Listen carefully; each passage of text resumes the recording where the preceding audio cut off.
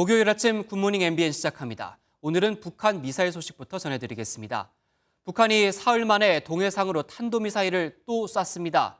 지금 동해에선 한미 해군이 함께 훈련 중이고 내일부터는 일본까지 합류해 한미일 3개국이 연합훈련을 진행합니다. 북한이 극도로 꺼리는 미국 항공모함까지 와 있어 미사일로 무력 시위에 나섰다는 분석이 우세합니다. 첫 소식 신재우 기자가 보도합니다.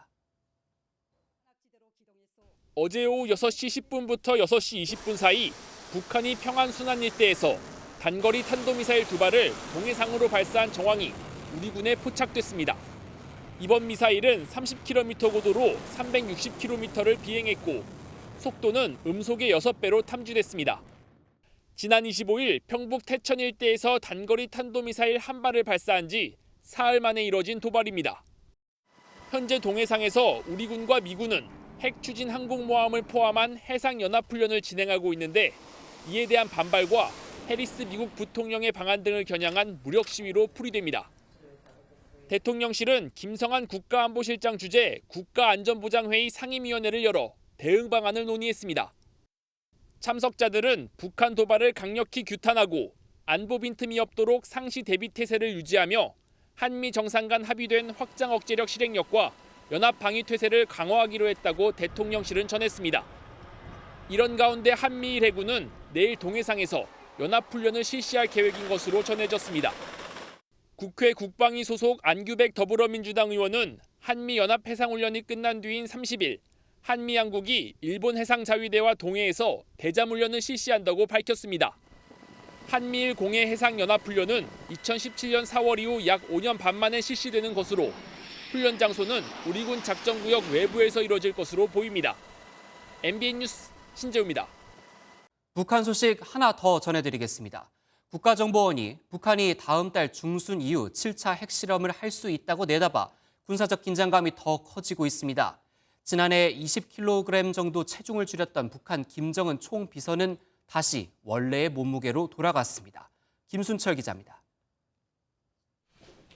국가정보원은 국회 정보위원회 전체 회의에서 북한 풍계리에 있는 3번 갱도가 완성됐다며 7차 핵실험 가능성이 높다고 밝혔습니다. 이행 시점에 대해서는 중국을 배려하고 미국을 견제할 수 있는 다음 달 중순 이후를 예측했습니다.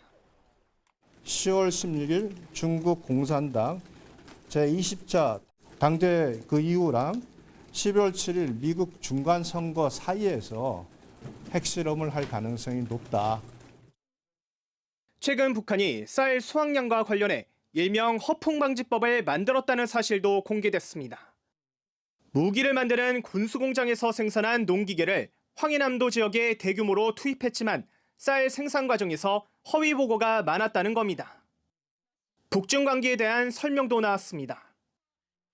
북한과 중국과의 관계에 있는 와 관련해서 북한 김정은 위원장과 이진핑 주석과의 교환이 8번 정도 있었다라는 거고요. 지난 8일 북한 정권 수립 기념일 공연에 등장한 소녀는 김정은 총비서의 둘째 딸인 김주예의 가능성은 적다고 밝혔습니다. 또한 김 총비서의 수행을 맡아 주목을 받은 여성은 판문점 정상회담의 연주자였던 홍윤미 씨로 현송월 노동당 부부장의 의전을 보좌하는 역할로 파악했다고 설명했습니다. 국정원은 김 총비서가 체중을 줄였다가 최근 130kg에서 140kg으로 복귀했지만 건강 이상 징후는 없는 것으로 파악했다고 밝혔습니다. MBN 뉴스 김순철입니다. 미국은 북한의 미사일 발사를 규탄한다고 밝혔습니다. 다만 대화를 통한 외교적 해결 방안은 여전히 북한에 열어놨습니다. 미국의 반응, 워싱턴에서 최중락 특파원이 전해왔습니다. 북한의 탄도미사일 발사에 대해 미 국무부는 유엔의 안전보장이사회 결의 위반이라는 점을 분명히 경고했습니다. 국무부는 미국은 북한의 탄도미사일 발사를 규탄한다며 이같이 강조했습니다. 그러면서도 북한의 외교적 접근 의지를 여전히 갖고 있으며 북한이 대화에 참여하길 촉구한다고 밝혔습니다. 미 국방부도 북한의 탄도미사일 발사를 인지하고 있고 동맹과 파트너 국가들과 긴밀히 협의 중이라고 말했습니다. 인도태평양 방위사령부는 입장문에서 미국 국민이나 영토에는 직접적 위협이 되진 않지만 영내 안보를 불안하게 하고 있다고 지적했습니다. 일본을 방문한 해리스 부통령도 미 이지스 구축함에 올라 북한의 지역 안정 위협을 비판했습니다. The DPRK launched a ballistic missile as part of its illicit weapons program, which threatens regional stability and violates multiple UN Security Council resolutions. 이전과는 다른 북핵 위협에 전략자산 전개 등 어떤 무력 대응 방안이 포함될지에도 관심이 집중됩니다. 워싱턴에서 MBN 뉴스 최중락입니다. 카멀라 해리스 미국 부통령이 오늘 방한해 윤석열 대통령과 만남을 가질 예정입니다. 해리스 부통령은 북한의 단거리 탄도미사일 발사를 비판하고 윤석열 정부와 성평등 정책 문제 등을 논의하겠다고 밝혔습니다. 또 한국산 전기차의 미국 내 차별 논란을 일으킨 미국의 인플레이션 감축법에 대해서도 이야기를 나눌 것으로 보입니다. 해리스 부통령은 오전에 윤석열 대통령을 예방한 뒤 비무장지대 DMZ 방문 일정 등을 소화할 예정인데 북한에 대해 어떤 메시지를 내놓을지 주목됩니다. 한덕수 국무총리가 어제 기시다 후미오 일본 총리를 만나 강제징용 배상 문제 해법을 논의했습니다. 구체적인 얘기는 나오지 않았지만 양국이 최선의 해결 방안을 찾아야 한다는 큰 틀에는 공감했습니다. 권용범 기자가 보도합니다. 아베 신조 전 일본 총리의 국장에 참석하기 위해 일본을 방문한 한덕수 국무총리가 기시다 후미오 일본 총리를 만났습니다. 한 총리는 한일 관계를 조속히 개선, 발전시키는 것이 공통의 이익에 부합된다고 지속해서 강조하고 있다고 말했습니다.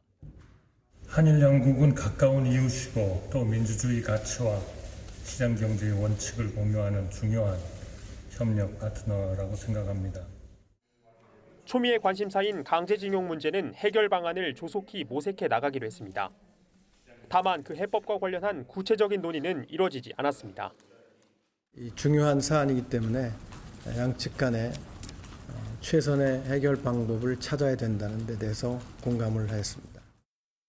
일본 총리 관저는 기시다 총리가 한일 관계를 건전한 관계로 되돌리고 더욱 발전시키기 위해 외교 당국 간 소통을 가속화하기로 했다고 밝혔습니다. 한일 양국 총리의 이번 만남이 오는 11월 아세안 정상회의 등을 계기로 추가적인 양국 정상회담의 교두보가 될 수 있을지 주목됩니다. MBN 뉴스 권용범입니다. 불안정한 금융시장의 끝은 어딜까요? 어제도 코스피는 2% 넘게 내리며 2200선이 무너졌고 원달러 환율도 장중 1440원을 돌파했습니다. 금융시장이 또다시 출렁이자 정부가 채권시장에 5조 원의 자금을 긴급 투입하기로 했지만 지금 상황에서 얼마나 효과가 있을지는 미지수입니다. 전민석 기자입니다. 주식 시황판이 파랗게 물들었습니다. 장 초반부터 하향세를 보인 코스피는 결국 전날보다 54.57포인트, 2.45% 내린 2169로 마감했습니다. 2200선마저 뚫린 건 2020년 7월 이후 2년 2개월 만입니다. 외국인과 기관이 4,617억 원어치를 팔아치웠는데 애플이 아이폰 증산 계획을 연기하고 러시아와 독일을 잇는 가스관 누출 사고까지 발생하면서 불안감이 더 커졌습니다. 코스닥도 3.47% 급락하며 673까지 떨어졌습니다. 3일 전 1,430원을 넘어선 원달러 환율은 또다시 치솟았습니다. 장중 1,440원을 넘어서기도 했는데 금융위기 당시였던 2009년 3월 이후 처음입니다. 지금 바닥이 어디다라고 보기보다는 이제 금리가 어디까지 올라갈지, 그다음에 경기 침체가 어느 정도 시장이 예상했던 수준으로 갈지가 가장 관건이 될 것 같고요. 추가적인 조정 가능성을 좀 열어놔야 되지 않을까. 채권 시장에서는 3년 만기 국고채 금리가 한때 4.5%대까지 치솟자 정부는 총 5조 원의 자금을 긴급 투입하기로 했습니다. 또 증권시장 안정펀드를 재가동하기 위한 실무 협의에도 착수했습니다. 하지만 최근 금융시장 불안이 미 연준의 급격한 금리 인상 등 대외적 요인에 기인한 것이어서 얼마나 효과가 있을지는 미지수입니다. MBN 뉴스 전민석입니다. 우리나라나 미국과는 달리 중국은 오히려 금리를 내리면서 경기 부양에 나섰지만 좀처럼 경제가 되살아날 조짐을 보이지 않고 있습니다. 특히 중국 경제에서 큰 비중을 차지하는 부동산 경기 침체가 심각하다는데요. 베이징 윤석정 특파원이 전해왔습니다. 중국 남부 구일인시의 짓담한 아파트 단지가 흉물스럽게 서 있습니다. 아직 완공도 되지 않은 이 아파트에서 쉬모 씨는 6개월 넘게 살고 있습니다. 지난 2019년 아파트를 분양받았는데 자금 조달에 문제가 생긴 분양업체가 공사를 중단한 겁니다. 是那个就好像从天上一下掉地下去了，就那种感觉，感觉这个家里所有的心血都投在这房子上了。本来吧，儿子都。 중국 전역엔 이처럼 공사가 중단된 아파트가 전체 주택의 3.85%에 달할 걸로 추정됩니다. 중국 정부는 중국 경제의 30% 가까이 차지하는 부동산 경기를 살리기 위해 금리 인하와 은행 자금 지원 등의 대책을 내놨지만 집값은 1년째 내리막길입니다. 강력한 코로나 방역 정책으로 산업 생산과 내수, 수출이 모두 휘청거렸고 부동산 시장에도 영향을 미친 겁니다. 실제로 세계은행은 올해 중국의 경제 성장률은 2.8%로 아시아 태평양 개발도상국 평균인 5.3%보다 크게 낮을 걸로 전망했습니다. 중국이 영내 주변국보다 경제 성장률이 뒤처진 건 1990년 이후 30여 년 만으로 침체가 임박한 것으로 우려되는 세계 경제에도 악영향을 미치고 있습니다. 전문가들은 특히 중국의 부동산 시장 붕괴의 가능성이 중국 경제 회복을 가로막는 최대 위험 요인이 될 거라고 진단하고 있습니다. 베이징에서 MBN 뉴스 윤석정입니다. 윤석열 대통령이 지난주 뉴욕에서 밝힌 새로운 디지털 질서의 구체적인 세부 목표를 공개했습니다. 정부는 글로벌 인공지능 경쟁력을 세계 3위 수준으로 끌어올리고 데이터 시장 규모도 크게 확대하기로 했습니다. 차민아 기자입니다. 미국 뉴욕에서 열렸던 디지털 비전 포럼. 윤석열 대통령은 새로운 디지털 질서를 주도하겠다고 선언했습니다. 자유시민으로서 자유와 연대 그리고 인권이라는 인류의 보편적 가치를 실현해야 합니다. 제8차 비상경제 민생회의에서는 윤 대통령의 이른바 뉴욕 구상을 구체화할 새 정부의 디지털 마스터 플랜이 나왔습니다. 정부는 먼저 5년간 1조 원을 들여 디지털 혁명의 두뇌인 AI 인프라 구축에 나서 AI 분야 경쟁력을 세계 3위로 올릴 계획입니다. 또 데이터 시장 규모를 50조 원으로 2배 확대하고 전략 분야에도 집중 투자할 방침입니다. 디지털을 누구나 누릴 수 있는 보편적 권리로 규정하는 디지털 권리 장전도 만들기로 했습니다. 반도체, 양자 컴퓨팅, 메타버스와 같은 다양한 전략 분야에 집중 투자해서 초인류, 초격차 기술을 확보해 나가겠습니다. 윤 대통령은 인공지능 대표 도시인 광주를 한국의 실리콘밸리로 만들겠다며 아낌없는 지원을 약속했습니다. MBN 뉴스 차민아입니다. 이준석 전 국민의힘 대표와 국민의힘이 다시 법정에서 맞붙었습니다. 이번이 세 번째죠. 법원이 국민의힘 당헌 개정과 정진석 비대위가 위법한지 여부를 따지는 건데 결과는 다음 주에 나올 예정입니다. 이규현 기자가 양측의 법원 앞 설전을 생생하게 전해드립니다. 국민의힘 비대위 체제 전환을 막으려는 이준석 전 대표와 국민의힘 측이 다시 법정에서 격돌했습니다. 경제 상황이라는 건 굉장히 어렵고 이런데 제발 좀 다들 정신을 차리고 이준석 잡기가 아니라 물가 잡기, 환율 잡기에 좀 나섰으면 하는 그런 생각입니다. 인용된다는 것은 저희는 상상하고 싶지가 않습니다. 저희 당으로서는 재앙입니다. 오직 승소한다는 이런 일념으로. 법원에 접수된 가처분 신문은 개정된 당헌과 정진석 비대위 등 3건으로 모두 이 전 대표가 제기했습니다. 이 전 대표 측은 당헌 개정 절차에 문제가 있었다고 주장한 반면 당헌 개정은 정당의 자유라는 국민의힘 측 입장이 첨예하게 맞붙었습니다. 법정 출석 뒤 이 전 대표는 이준석만 날리면 잘 된다는 생각은 주술적 생각이라는 입장을 밝히기도 했습니다. 정진석 비대위와 이 전 대표의 운명이 걸려있는 이번 가처분 심사 결과에 대해 재판부는 다음 주 이후 결론을 내리겠다고 밝혔습니다. MBN 뉴스 이규현입니다. 가처분 신문과 함께 관심을 모았던 국민의힘 윤리위원회 회의가 어젯밤 열렸지만 이준석 전 대표의 추가 징계는 논의하지 않았습니다. 윤리위는 다음 달 6일, 그러니까 일주일 남았네요. 이 전 대표에 대한 징계안을 논의하겠다고 밝혔는데 같은 날 권성동 전 원내대표에 대한 징계건도 다루겠다고 밝혔습니다. 어떤 내용인지 김현 기자가 자세히 보도합니다. 어제 오후부터 오늘 새벽까지 이어진 국민의힘 윤리위원회에서 이준석 전 대표에 대한 추가 징계안은 논의되지 않았습니다. 이준석 당원에 대한 징계 절차도 굉장히 중요하지만 이 다른 건들도 몇 개가 있었습니다. 그래서 사실 오늘 28일 날 회의는 이미 한 달 전에 징계 개시를 한 것을 우리가 심의하기로 결정을 했기 때문에 윤리위는 다음 달 6일 이 전 대표의 징계안을 논의하겠다고 밝혔는데 지난 8월 의원 연찬회에서 술자리를 가진 권성동 전 원내대표도 함께 출석할 것으로 보입니다. 차기 회의를 10월 6일로 잡았습니다. 10월 6일에는 이준석 당원과 권선동 당원 모두 출석 요청을 하기로 결정하였습니다. 수해 현장 실언 논란으로 물의를 빚은 국민의힘 김성원 의원은 당원권 6개월 정지에 중징계를 받았습니다.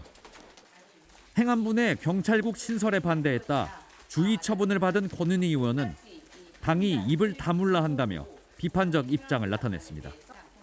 MBN 뉴스 김현입니다. 윤석열 대통령의 비속어 논란이 사그라들지 않는 가운데 국민의힘 의원들이 MBC를 항의 방문해 사과하고 책임지라며 강하게 압박했습니다. MBC 민영화를 추진해야 한다며 오늘은 명예훼손 등으로 MBC를 고발할 방침인데요. MBC는 언론의 재갈을 물리려는 시도라고 반발했고 더불어민주당은 진실은폐가 물거품되자 분풀이를 하러 간 거라고 비판했습니다. 보도에 노태현 기자입니다. 국민의힘 의원들이 자막 조작 사과하라는 피켓을 들고 MBC 사옥을 항의 방문했습니다. 조작 자막 편파 방송 공정 방송 어디 갔나? MBC는 사과하라. 국민의힘은 윤석열 대통령의 비속어 논란이 MBC의 조작 방송으로 초래됐다며 대국민 사과와 경영진의 책임을 요구했습니다. 해석이 분분한 부분을 바이든 대통령을 지칭하는 것으로 보도한 경위와 외부로 유출한 최초 유출자가 누군지 밝히라고 압박했습니다. 그러면서 공영방송의 본분을 잊고 민주당의 전위부대가 돼 국익을 해쳤다며 MBC를 민영화해야 한다고 강조했습니다. MBC 민영화에 대한 논의를 우리 국민 모두는 진지하게 시작해야 합니다. 국익을 해치는 선동과 조작에 MBC가 어떻게 공영방송이 될 수가 있겠습니까? 민주당은 분풀이를 하러 항의 방문을 했다면서 윤석열 정부 외교 참사 거짓말 대책위원회를 설치해 대응할 것이라고 맞받았습니다. 대통령이 사과하면 깔끔하게 끝날 일을 무능을 덮기 위해서 거짓말로 국민을 기반하고 있습니다. 저희 대책위에서는 하나하나 사실관계들을 정리도 하고 국민의힘은 오늘 명예훼손 등으로 MBC를 고발할 방침입니다. 반면 민주당은 박진 외교부 장관 해임 건의안을 오늘 본회의에서 처리하겠다고 맞서 여야 간 갈등은 더욱 확산할 것으로 보입니다. MBN 뉴스 노태현입니다. 이런 가운데 이재명 더불어민주당 대표가 첫 교섭단체 대표 연설에 나섰는데요. 이 대표는 윤석열 대통령의 실언 논란을 두고 외교 참사의 책임을 묻겠다고 강경한 입장을 보였습니다. 또 대선 후보 때 공약이었던 대통령 4년 중임제 이외에도 국회의 권한을 대폭 강화하는 내용의 개헌을 제안했습니다. 조희로 기자의 보도입니다. 첫 교섭단체 대표 연설에 나선 이재명 더불어민주당 대표는 기본이란 단어를 29번 언급했습니다. 각자 도생이 아닌 기본적인 삶이 보장되는 기본사회로 나아가야 한다고 주장했습니다. 이제 생존을 위한 최소한의 삶이 아니라 기본적인 삶이 보장되는 사회로 대전환을 고민해야 합니다. 정부 여당이 추진하는 법인세 인하와 공공주택 예산 삭감 등에 대한 비판도 빠뜨리지 않았습니다. 윤석열 대통령의 실언은 외교 참사라고 규정했습니다. 대통령의 영미 순방은 이 정부의 외교 수준을 적나라하게 보여주었습니다. 제1당으로서 이번 외교 참사의 책임을 분명하게 묻겠습니다. 책임 정치를 위해 5년 단임제를 4년 중임제로 바꿔야 한다며 범국회 차원의 개헌특위 구성도 제안했습니다. 국회의 권한이 크게 강화되는 감사원 국회 이관과 국무총리 국회 추천도 개헌 대상으로 제안했습니다. 40분가량 연설이 이어지는 동안 민주당에서는 박수갈채가, 국민의힘에선 야유가 나오기도 했습니다. 오늘은 국민의힘 정진석 비상대책위원장이 교섭단체 대표 연설에 나섭니다. MBN 뉴스 조유로입니다. 고속도로에서 앞서가던 경찰을 들이받은 남성 운전자가 사라져 경찰이 뒤를 쫓고 있습니다. 밀려난 경차는 옆에서 달리던 화물차와 부딪혀 여성 운전자가 부상을 입었습니다. 밤사이 사건 사고 박은채 기자가 보도합니다. 야, 더 땡겨, 거기서 더 땡겨. 땡기라니까. 고속도로 한가운데에 검은색 승용차가 뒤집혀 있고 사람들이 줄을 잡아당겨 다시 뒤집습니다. 어제 오후 8시 41분쯤 영동고속도로 강릉 방향 서창분기점 인근에서 한 남성이 몰던 승용차가 40대 여성이 몰던 경차를 들이받았습니다. 경차가 옆에서 달리던 화물차와 부딪히면서 여성 운전자는 병원으로 옮겨졌습니다. 그런데 사고 직후 전복된 승용차에 타고 있던 남성은 차량에서 빠져나와 고속도로 옆 가드레일을 넘어 사라졌습니다. 경찰은 블랙박스 영상과 목격자 진술을 토대로 남성의 뒤를 쫓고 있습니다. 가양대교에서 극단적 선택 의심 신고가 접수돼 소방당국이 수색에 나섰습니다.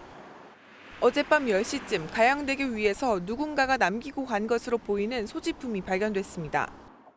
황망 쪽 아래에 수색을 했는데 저희도 찾지는 못했어요. 지금 물살이 너무 세가지고 지나가는 행인이 소지품 보고 신고했다. 소지품 주인의 휴대폰을 위치 추적한 결과 양천향교에서 마지막으로 신호가 잡힌 걸로 확인됐습니다. 소방당국은 날이 밝는 대로 수색을 재개할 방침입니다. MBN 뉴스 박은채입니다. 호텔 파티룸에서 마약을 투약한 혐의로 붙잡힌 유명 작곡가 돈 스파이크 김민수 씨가 구속됐습니다. 김 씨는 영장심사가 끝난 뒤 혐의를 인정하며 죗값을 달게 받겠다고 말했습니다. 윤현재 기자가 보도합니다. 필로폰 투약 혐의를 받는 작곡가 겸 가수 돈 스파이크 김민수 씨가 영장실질심사를 받기 위해 법원에 출석했습니다. 들어갈 땐 입을 굳게 다물었던 김 씨는 영장심사가 끝난 뒤 마약 투약 혐의를 인정한다며 심경을 밝혔습니다. 심려를 끼쳐드려서 정말 죄송합니다. 다 제 잘못이고요. 조사할 상식에 임해서 제 대학에 받겠습니다. 김 씨는 지난 26일 서울 강남구의 한 호텔에서 경찰에게 체포됐습니다. 당시 김 씨는 필로폰 30g도 소지하고 있던 것으로 밝혀졌습니다. 필로폰 1회 통상 투약량은 0.03g으로 압수한 양은 약 1000회분에 달합니다. 김 씨는 지난 4월부터 강남 일대의 호텔에서 지인들과 마약을 투약한 것으로 전해졌습니다. 김 씨의 투약 사실은 김 씨의 지인이 경찰 조사를 받는 과정에서 드러났습니다. 김 씨는 마약 투약 이유를 묻는 취재진 질문엔 답을 피했지만 여러 호텔에서 투약한 이유가 수사를 피하려는 의도였는지를 묻자 아니라고 부인했습니다. 경찰은 추가 조사를 통해 김 씨가 어디서 마약을 구입했는지 등을 파악할 계획입니다. MBN 뉴스 윤현지입니다. 얼마 전 서울 신림동 고시원에서 70대 건물주가 살해됐다는 소식 전해드렸는데 용의자가 붙잡혔습니다. 이 고시원에 살고 있던 30대 세입자였는데 범행 뒤 10만 원이 안 되는 현금을 훔친 상태였죠. 20km가량 도망쳐 사우나에 숨어 있다가 경찰에 붙잡혔습니다. 장덕진 기자의 보도입니다. 서울 신림동 고시원에서 70대 여성이 숨진 채로 발견된 건 그제 오후 1시쯤. 이 여성은 양손이 묶이고 목에는 셔츠가 감겨 있는 상태로 발견됐습니다. 용의자를 추적한 경찰은 사건 발생 9시간 만에 서울 성동구에서 30대 남성 A씨를 긴급 체포했습니다. 별다른 직업 없이 고시원에서 지내던 A씨는 신림동에서 약 20km 떨어진 성동구까지 도주한 상태였습니다. 남성은 범행을 저지른 뒤 도주하고 이곳 사우나에 몸을 숨겼지만 CCTV 등으로 동선을 추적한 경찰에게 붙잡혔습니다. 9시쯤 지나갈 때 과학수사대? 그게 하나 경찰대 하나 과학수사대 차였나 봐요. 그거 막 봤다고. 피해자 부검을 진행한 경찰은 피해자가 목이 졸려 숨진 것으로 추정하고 있습니다. A씨는 10만 원도 채 안 되는 현금 등을 훔친 것으로 파악됐는데 경찰은 A씨의 혐의를 강도살인으로 바꾸고 구속영장을 신청했습니다. MBN 뉴스 장덕진입니다. 지난 7일 40대 남성이 아파트 엘리베이터에서 여중생을 흉기로 위협해 납치하려 한 사건, MBN이 단독 보도해드렸었는데요. 범행 뒤에 이 남성이 인근 초등학교로 도주해 경찰 수사 상황을 지켜본 정황이 당시 취재로 확인되기도 했습니다. 경찰이 이 남성의 또 다른 범죄 정황을 포착해 영장을 재신청했고 결국 구속영장이 발부됐습니다. 김세희 기자가 취재했습니다. 같은 아파트 단지에 사는 미성년자를 흉기로 위협해 납치하려던 40대 남성이 다시 법정에 섰습니다. 재범 우려가 없다는 등의 이유로 첫 구속영장이 기각된 뒤 19일 만입니다. 추행 목적으로 납치하려던 게 맞습니까? 경찰은 1차 영장이 기각된 뒤 이 남성의 휴대전화를 포렌식하며 보강 수사를 이어갔습니다. 수사 결과 남성은 올해 미성년자를 쫓아다니며 불법 촬영을 하고 불법 사이트에서 아동 성착취물 등을 내려받아 소지한 사실이 새롭게 확인됐습니다. 경찰은 기존 혐의보다 형량이 무거운 추행 목적 약취미수 혐의 등을 적용해 다시 영장을 신청했습니다. 피해자로서는 언제라도 다시 찾아올 수 있고 또 다른 피해를 입을 수도 있다라는 그런 두려움이 있잖아요. 법원이 그 부분까지 좀 심도 있게 심리를 해서 판단했으면 좋지 않았을까. 첫 영장이 기각된 후 국민법 감정에 맞지 않다며 논란이 일기도 했지만 당시 영장을 기각한 판사는 영장 전담 판사가 아닌 연휴기간 당직 판사였던 것으로 취재 결과 확인됐습니다.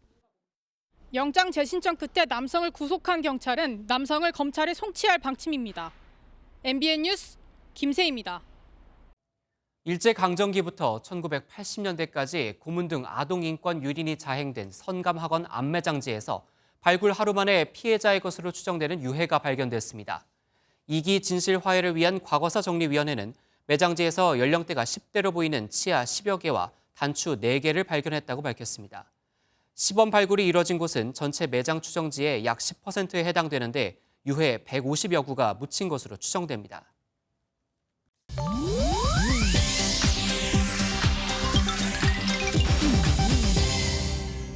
인터넷에선 어떤 소식들이 화제일까요? 인터넷 와글와글입니다.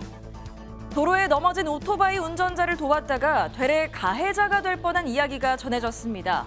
차량을 운전하고 퇴근하던 제보자. 길가에 사람이 깔린 채 오토바이가 쓰러진 모습을 보고 급히 정차를 한 후 도와주러 나섰는데요. 운전자를 인도 쪽으로 피신시킨 뒤 떠나려는 순간 그를 당황시킨 오토바이 운전자의 한마디. 아저씨 때문에 사고 난 건데 어딜 가냐는 것이었다죠. 충격을 받은 제보자는 경찰을 불러 확인하자고 했고 그제야 오토바이 운전자의 사과를 받았다고 합니다. 누군가를 도울 때는 자신을 보호할 수 있는 상황 하나쯤은 꼭 갖고 있어야 할 것 같다며 앞으로는 도움을 주기가 망설여질 것 같다고 심경을 전했는데요. 도와주러 나서서 고맙단 말을 듣기는커녕 가해자로 몰리다니 정말 속상했을 것 같네요. 7년 전 살해된 아들의 시신을 찾겠다는 일념으로 연못물을 모두 빼낸 어머니의 안타까운 사연이 알려졌습니다. 미국 미주리주에 사는 한 여성의 30대 아들은 지난 2015년 친구 2명에게 살해됐는데요. 2년 뒤 유해 일부를 겨우 찾아 살인 혐의를 받게 된 친구 둘이 남성의 시신을 한 연못에 유기한 사실을 털어놨다고 합니다. 하지만 경찰은 이런저런 핑계를 대며 유해 찾기를 미뤘고 어느덧 5년이란 세월이 더 흘렀는데요. 기다리다 못한 어머니는 남편, 손자와 함께 직접 연못의 물을 빼러 나선 겁니다. 결국 연못 바닥에서 아들의 유해를 찾은 어머니. 그녀의 시간은 아마 7년 전 아들을 잃은 그날에 멈춰 있었을 텐데요. 이제라도 아들을 찾아 정말 다행입니다. 인터넷 와글와글이었습니다. 올해 2분기 코로나19 방역 조치로 피해를 입은 소상공인을 대상으로 한 손실보상금 신청이 오늘 시작됩니다. 거리두기 종료로 마지막 손실보상금이 될 텐데요. 자영업자들은 거리두기는 끝났지만 코로나로 바뀌어버린 환경에 여전히 힘들다며 한숨을 쉬었습니다. 심가현 기자입니다. 오늘부터 지난 4월 거리두기로 타격을 입었던 65만 개사에 대한 손실보상금 지급 신청이 시작됩니다. 약 8,900억 원 규모로 지난해 10월부터 3차례에 걸친 지급에 이은 사실상 마지막 보상금입니다. 보정률과 한액은 지난 1분기와 동일하게 각각 100%와 100만 원을 유지하였습니다. 자영업자들은 그동안 정부 지원이 급한 불을 끄는 데 도움이 되었다고 말합니다.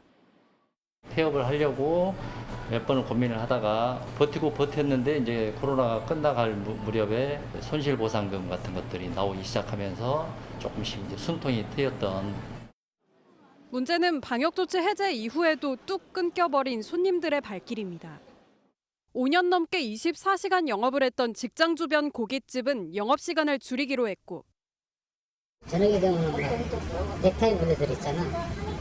엄청 많이 가서 먹고 가는데 요즘 그런 게 없대.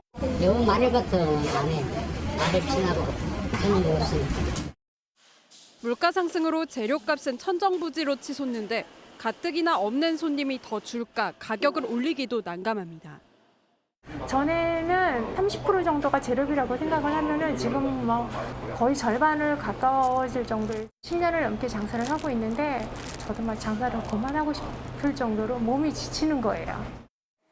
손실보상금 이후에도 코로나가 남긴 상처 극복을 위한 지원책은 여전히 필요한 상황입니다.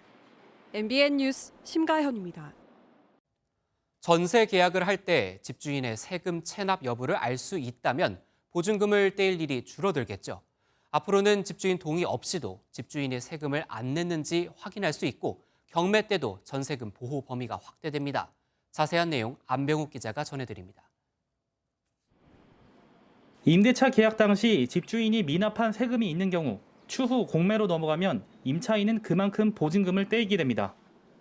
하지만 압류되지 않는 한 등기부등본에 나오지 않고 집주인 동의를 받아야 체납 내역을 확인할 수 있어 사실상 확인할 방법이 없습니다. 요구하는 사람은 없었어요. 이걸 거의 활용한 적이 없어요. 일단 불편해하겠죠. 집주인이 세금을 체납해 세입자에게 미반환된 보증금 규모는 올 들어 7월까지 전국적으로 122억 원, 101건에 이릅니다. 전세 사기가 심각해지면서 확인할 수도 없는 집주인 세금 때문에 피해를 보는 세입자가 늘자 정부가 대책을 내놨습니다. 보증금이 2천만 원 이상이면 잔금일 전까지는 동의가 없어도 세금 체납 내역을 전국 세무서 어디서든 확인할 수 있게 됩니다. 또 입주 후에 집주인이 바뀌더라도 전 집주인이 체납한 세금액의 한도에서만 손해를 떠안게 됩니다. 새로운 규정은 이르면 내년 1월부터 시행됩니다. 현재 임대인의 세금 체납 여부를 확인할 수 있으니까 그 사람이 신용이 있는 사람인지 아닌지 확인할 수 있습니다. 아주 좋은 확인 방법입니다. 정부는 또 경매에 넘어갔을 때도 종합부동산세 등 국세가 무조건 보증금보다 우선 변제되는 일이 없도록 법령을 개정할 방침입니다. MBN 뉴스 안병욱입니다. 요즘 밤에 택시 잡기가 정말 쉽지 않죠. 문제가 커지자 당정이 심야 시간 택시비를 올리고 밤에만 일하는 시간제 기사를 도입하는 등 대책을 내놨습니다. 결국 택시비가 오른다는 건데 어떻게 생각하십니까? 이기종 기자입니다. 밤마다 도심에서 벌어지는 택시 잡기 전쟁. 당정이 심야 택시 승차난 해소 방안을 마련하기 위해 머리를 맞댔습니다. 당정은 현재 택시 공급은 충분하지만 심야에 일할 택시 기사들이 부족한 것이 문제라고 봤습니다. 이를 해결하기 위해 심야 호출료를 높여 운행을 유도하는 방안이 제시됐습니다. 심야에 일할 수 있는 좋은 이 여건을 만들어 드리는 것이 중요하고 낮에 국민들께서 이용하시는 택시의 요금에 대해서는 일절 인상 없이 심야 쪽으로만 심야에만 일하는 시간제 기사 도입, 법인 택시 취업 절차 간소화 방안도 검토됩니다. 국토교통부는 다음 달 4일 관련 대책을 확정해 발표합니다. 심야에 국한됐지만 요금이 오르면 가뜩이나 높은 물가에도 영향을 미칠 수밖에 없는 상황. 당정과 별도로 서울시 의회는 3,800원인 기본 요금을 4,800원으로 올리는 택시 요금 조정안을 통과시켰습니다.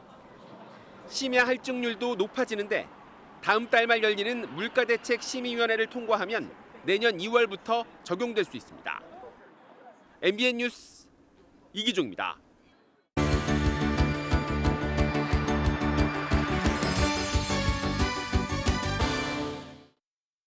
굿모닝 월드입니다. 콜롬비아 국회의사당에 말이 등장했습니다. 이 말을 타고 온 의원은 자신의 말이 다른 국회의원들보다 해도 덜 끼치고 덜 위험하다고 비판도 서슴지 않았다네요. 콜롬비아의 한 국회의원이 자신의 백마를 데리고 국회의사당에 왔습니다. 의사당 밖에서 아예 말을 타고 사람들과 악수를 하는데요. 콜롬비아 국회의원들은 이번 주부터 자신의 애완동물을 데리고 일을 할 수 있습니다. 그래서 이 국회의원도 말을 데리고 왔는데요. 목축업과 같은 말과 관련된 특정 활동을 금지할 수 있는 계획에 대해 항의하기 위해서입니다. 이 의원은 자신의 말이 제지당하자 개나 고양이도 들어갈 수 있는데 말은 왜 불가한지 항변했다네요. 페루의 한 지역엔 고고학자들이 모였습니다. 가스관 공사를 하다가 뜻밖의 고대 유적을 발견했다는데요. 영상으로 확인하시죠. 페루 리마에서 유물 발굴 작업이 한창입니다. 고고학자들이 붓으로 흙을 털어내자 유골과 도자기가 모습을 드러내는데요. 이곳은 최장 800년 전 원주민 문화가 담긴 고대 묘지였던 걸로 추정됩니다. 그런데 처음에 이 발굴 작업을 의도한 건 아니었는데요. 이 지역 천연가스 유통회사가 이곳에 가스관을 설치하려고 땅을 파다가 유물이 나온 겁니다. 공사 계획은 변경됐고 이 지역은 고고학적 연구 지역으로 바뀌었다네요. 전기차에 이어 세계 최초의 순수 전기 비행기가 태어났습니다. 미국 상공에서 시험 비행을 성공적으로 마쳤는데요. 첫 도전에 성공한 이 비행기의 이름은 앨리스라네요. 미국 워싱턴주. 비행기 한 대가 활주로에서 천천히 속력을 내는데요. 평범해 보이지만 여느 비행기와는 다릅니다. 배터리 기반 100% 전기 추진 비행기인데요. 이날 비행은 약 1060m 고도까지 날아올라 8분간 이어졌습니다. 아직 개발 중인 순수 전기 비행기 앨리스가 시험 비행에 성공한 겁니다. 앨리스는 9인승 기준으로 30분을 충전하면 1시간 동안 비행할 수 있는데요. 조만간 항공업계에도 순수 전기로만 움직이는 비행기가 상용화될 것 같네요. 굿모닝 월드였습니다. 지난달 미국이 자국 내에서 조립된 전기차에만 보조금을 지급한다는 인플레이션 감축법을 통과시키면서 국산 전기차 업체에 비상이 걸렸죠. 미국 내에서도 한국 전기차 차별 문제가 한미 관계에 부정적인 영향을 줄 수 있다는 점을 주목하기 시작했습니다. 서영수 기자입니다. 바이든 미국 대통령은 지난 5월 방한 당시 현대차가 미국에 15조 원 규모의 투자를 약속하자 이렇게 화답했습니다. So Chairman Chung, thank you again for choosing the United States. We will not let you down. 미국 월스트리트 저널은 바이든의 이 약속은 인플레이션 감축법으로 공수표가 됐다며 수많은 한국인이 미국에 실망하고 있다고 지적했습니다. 한국이 올해만 미국에 3만 5천 개의 일자리를 만들었는데 인플레이션 감축법으로 혜택은커녕 차별을 받게 될 상황에 놓인 점에 주목한 겁니다. 윤석열 대통령 취임 이후 한미 관계를 발전시키려는 노력이 계속되는 상황에서 배신감을 느꼈기 때문이라는 분석도 덧붙였습니다. 국산 전기차 차별 우려가 커지는 가운데 일본에서 한덕수 총리와 만난 해리스 미국 부통령은 전기차 문제의 해결 방안을 모색해 나갈 것이라고 밝혔습니다. 해리스 부통령은 한국 전기차의 생산이 미국 내에서 시작되기 전까지의 과도 기간에 대한 한국 측의 우려를 잘 알고 있다고 하고 인플레이션 감축법의 문제점에 대한 미국 주요 언론의 지적은 향후 법안 보완 작업에 긍정적인 효과를 낼 것이란 전망이 나옵니다. MBN 뉴스 서영수입니다.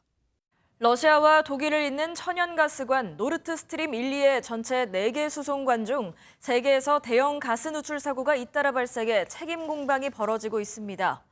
가스 누출 당시 파이프 인근에서 강력한 폭발이 감지된 것으로 알려졌는데 서방과 러시아는 서로의 소행이라고 주장하고 있습니다. 러시아는 바이든 대통령이 지난 2월 노르트 스트림 2 가스관을 언급한 사실을 근거로 배후에 대해 바이든이 답해야 한다고 주장하며 유엔 안보리 회의 소집을 요청할 계획이라고 밝혔습니다. 반면 서방 측은 그동안 에너지를 무기화해온 러시아가 이번 사고에 의도적으로 개입했을 가능성에 무게를 두고 러시아의 비밀 파괴 공작으로 보고 있습니다. 요즘 중국 시장에서 한국 화장품이 고전을 하고 있는데요. 코로나 사태 이후 다시 중국 시장에 진출하기 위한 전략을 논의하는 자리가 마련됐습니다. 유승호 기자가 보도합니다. 한국 화장품 산업 관계자들이 요즘 중국 경제 동향에 대한 연사의 설명에 귀를 기울입니다.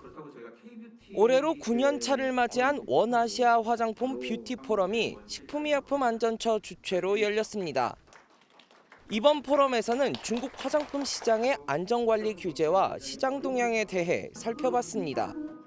최근 K뷰티가 중국 시장에서 큰 어려움을 겪고 있지만 이번 행사를 통해 다시 일어나 한층 더 발전해 나갈 수 있기를 희망합니다. 연사들은 중국 시장 진출에 주의해야 할 점과 적절한 마케팅 전략에 대해 설명했습니다. 요즘에 많이 부정적으로 많이 생각을 하고 계신데 포기하기는 아직까지 이른 많고 많은 정보를 가지고 이제 어떻게 해석을 하느냐가 관건인 것 같아요. 현장에서는 다른 나라 업체들과의 화상 미팅도 이어졌습니다. 매번 해보지만 수출하는 데 많은 도움이 될 것 같습니다. 조만간에 중국 시장에도 저희 제품이 이렇게 활발히 판매되리라. 이번 포럼에는 국내 50개 중소화장품 기업 관계자들을 비롯해 80여 명이 참석했습니다. MBN 뉴스 유승호입니다. 유명인이 호텔에서 마약 파티를 벌이고 10만 명분의 마약이 적발되고 이제 더는 우리나라를 마약 청정국이라고 부르기 어려워졌습니다. 마약 범죄에 대한 엄중한 법 집행이 필요해 보입니다. 굿모닝 MBN 마칩니다. 고맙습니다.